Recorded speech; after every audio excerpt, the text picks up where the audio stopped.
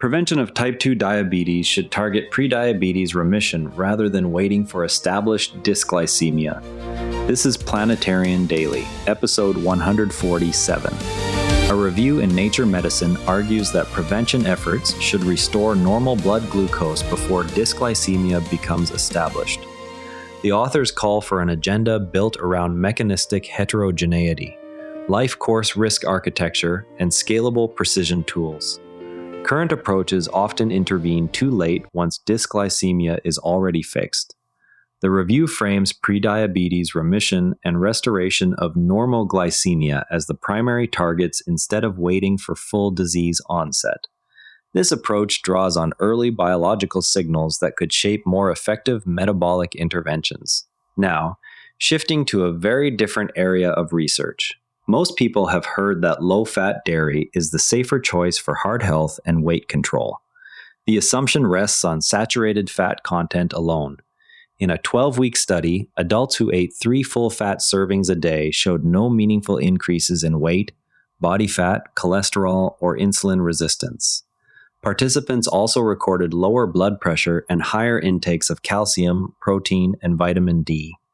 The food matrix of whole dairy, its proteins, fats, and micronutrients working together, appears to blunt the expected rise in cholesterol or insulin resistance.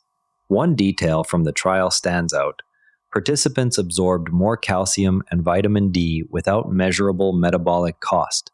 The finding suggests the physical structure of dairy may matter more than isolated fat grams when the body processes each component.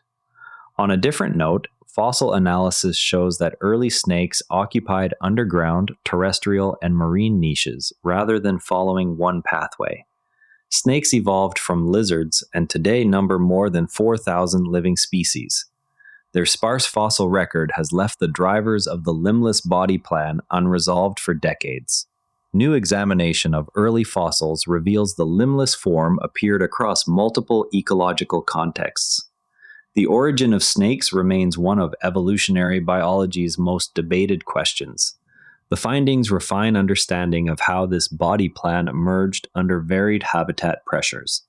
Next up, tumor cells engage an immune checkpoint that had not been previously mapped in detail.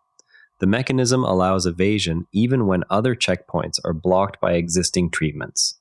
Cancer cells exploit this hidden immune off switch that permits continued growth despite standard therapies.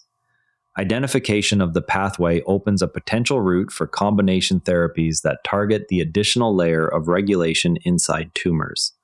Further work will test whether blocking the newly identified switch restores immune recognition in models. The discovery points to a previously unrecognized layer of immune regulation. Now, shifting to another area, daily cannabis users woke with higher levels of the stress hormone cortisol than non-users. The study measured cortisol upon waking in habitual users versus controls. The pattern suggests disruption of normal daily stress rhythms. Researchers note the finding raises questions about long-term effects when cannabis is used for stress relief. Frequent cannabis users may wake up with unusually high levels of the stress hormone cortisol, suggesting their daily stress rhythms could be disrupted. The observation challenges assumptions that cannabis reliably dampens stress system activity over time. On a different note, researchers at IMDEEA Materials Institute applied controlled mechanical compression to alter a catalyst's atomic structure. The modified material delivered energy efficiency comparable to pure platinum in hydrogen fuel cell tests. Publication in Electrochimica Acta reports the reduction in platinum loading while maintaining output. The approach used 75% less platinum yet matched the performance of the pure metal. The high cost of platinum is one of the main barriers to wider adoption of hydrogen fuel cells. Controlled compression modifies the atomic scale structure to achieve the same performance at lower metal content. Adding glycerol to uranium-contaminated water triggered microbial activity that removed about 95% of dissolved uranium within 130 days. The microbes produced an unusually stable uranium compound rarely seen in prior work. The process offers a potential in situ method for stabilizing contaminants underground. Field trials will test scalability in additional mine sites. Scientists discover bacteria that lock toxic uranium into a stable form. Deep underground, bacteria may be capable of trapping toxic uranium before it spreads. Next up, engravings from southern Africa contain repeated grids, parallel lines, and right angles on ostrich eggshells more than 60,000 years old. Analysis indicates the patterns were planned rather than improvised. Researchers compared the markings against random generation models to confirm non-random organization. The structured designs suggest cognitive capacities for abstract planning existed at that time. More than 60,000 years ago, humans in southern Africa were engraving ostrich eggshells with intricate geometric patterns that appear far more organized than previously realized. The engravers may even have planned entire patterns in their minds before carving them. On a different note, 2 beads made from giant rock scallops were recovered from sites in California. The artifacts predate previous estimates of marine bead trade by several millennia. The discovery shows high-status ornaments moved hundreds of miles from the coast earlier than thought. Archaeologists used the beads to revise models of early exchange networks. Oldest known giant rock scallop bead suggests California coastal trade began millennia earlier.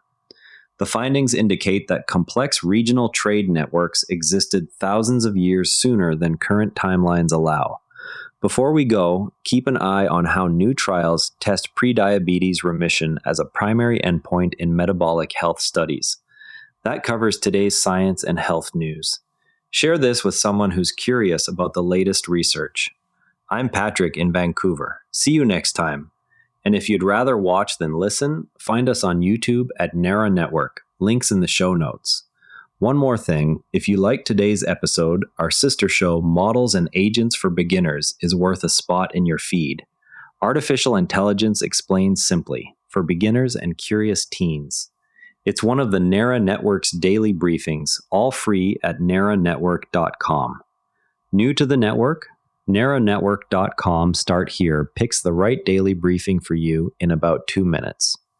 This episode used AI voice synthesis of my voice. Editorial selection and analysis are my own.